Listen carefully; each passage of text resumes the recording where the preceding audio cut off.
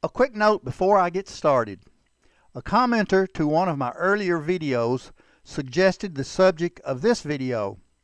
I wasn't familiar with Carlos Hathcock prior to some research, but decided this would be an interesting subject. I welcome suggestions for video subjects. I won't be able to do every one suggested, but I'll consider them all. Now on to the story. Carlos Norman Hathcock II was born May 20th, 1942.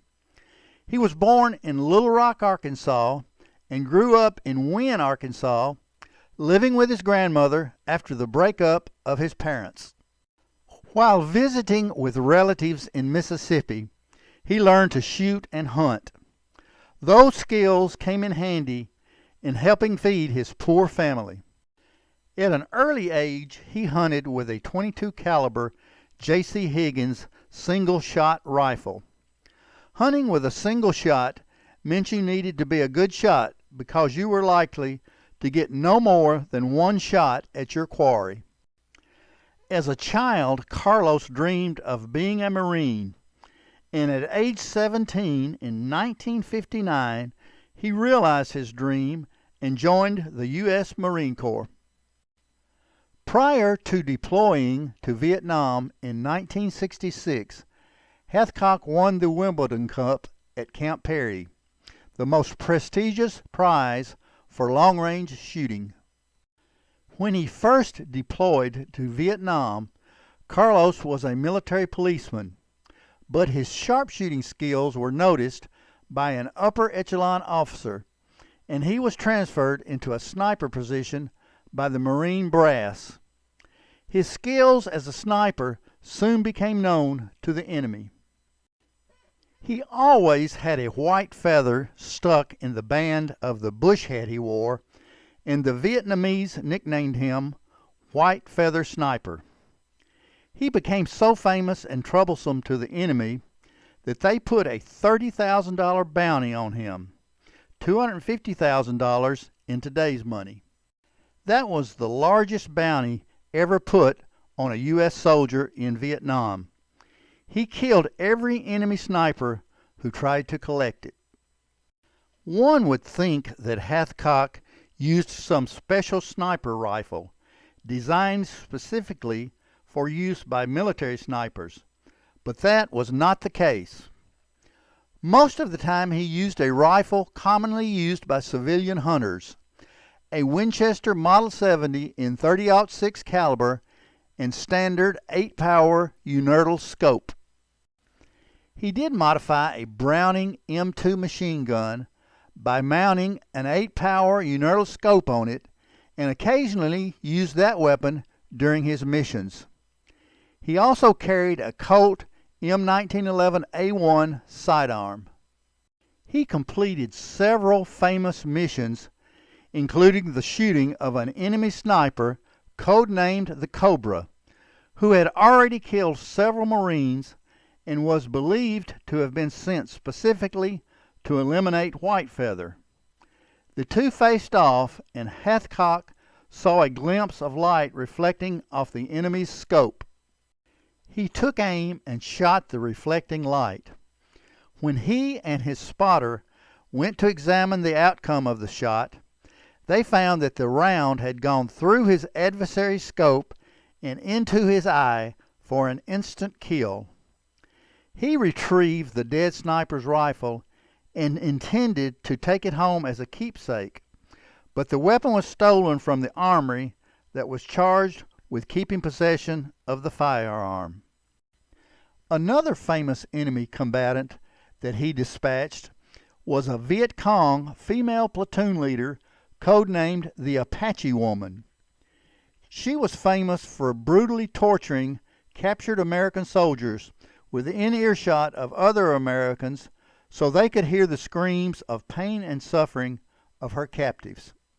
He set the record for the longest recorded sniper kill in 1967 when he used his Browning machine gun to kill a Viet Cong guerrilla at 2,500 yards. The record stayed intact until it was broken by a Canadian sniper in Afghanistan. Whitefeather's most famous mission occurred days before the end of his first deployment.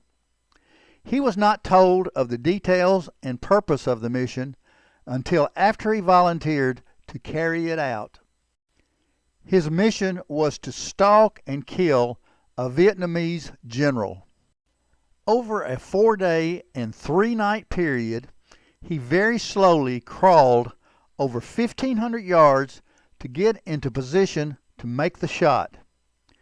During the meticulous journey, disaster almost occurred on 2 different occasions.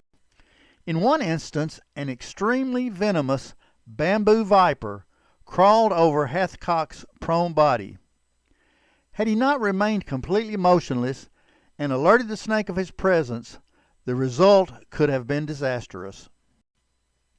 On another occasion, shortly after nightfall, a patrol of Vietnamese soldiers passed by extremely close to his position. A couple of times he was almost stepped on, but because of his nerves of steel and meticulous camouflage techniques, he remained undetected. When he got within 700 yards of the enemy encampment, the intended target eventually showed himself, and with one shot from his Winchester rifle, he dispatched his target. The remaining enemy soldiers turned and ran for the tree line instead of charging in his direction, and Whitefeather was able to escape undetected. Carlos returned to the U.S. shortly after that mission in 1967. However, he missed the combat duty and voluntarily returned to Vietnam in 1969. His career as a sniper ended on September 16, 1969, when the LVT-5 armored vehicle in which he was riding hit a landmine. He escaped out of the fiery crash, and although severely burned over a large portion of his body, he returned to the burning vehicle and helped pull 7 other injured Marines away from a potentially deadly explosion. Carlos was evacuated to a military hospital ship and eventually to a burn hospital unit stateside for treatment of 3rd-degree burns on much of his body. He was awarded a Purple Heart and Silver Star for his heroism in the event. After Vietnam, he remained in the Marines and was active in helping establish a sniper school at the Quantico Marine Base in Virginia. He was in constant pain from his injuries, but continued in the Marines, dedicating himself to sniper training. In 1975, he was diagnosed with multiple sclerosis, but continued his enlistment for a couple more years until he was forced into retirement 55 days before completing his 20-year enlistment. He died in 1999 at age 56 from complications of his wounds and multiple sclerosis. Carlos remains a legend in the Marines. Several awards have been named in his honor and awarded annually to deserving Marines. A sniper range is named for him at Camp Lejeune, North Carolina. Springfield Armory developed a highly accurized version of their M1A Supermatch rifle and named it the M25 Whitefeather. His signature and Whitefeather logo are embossed on the receiver. Turner Saddlery also honored Carlos by producing a line of leather rifle slings with his name on them. In 2007, the rifle and pistol complex at Marine Corps Air Station Miramar was renamed the Carlos Hathcock Range Complex. The Whitefeather's career statistics include 93 confirmed kills, but the total is considerably more than that, probably 300 to 400 total. In Vietnam, for a kill to be confirmed, a spotter and officer had to be present to verify the kill. Thus, the large discrepancy between confirmed and actual kills. If you enjoyed this video, give a thumbs up, make a comment, and most importantly, subscribe to the channel. As always, thanks for watching.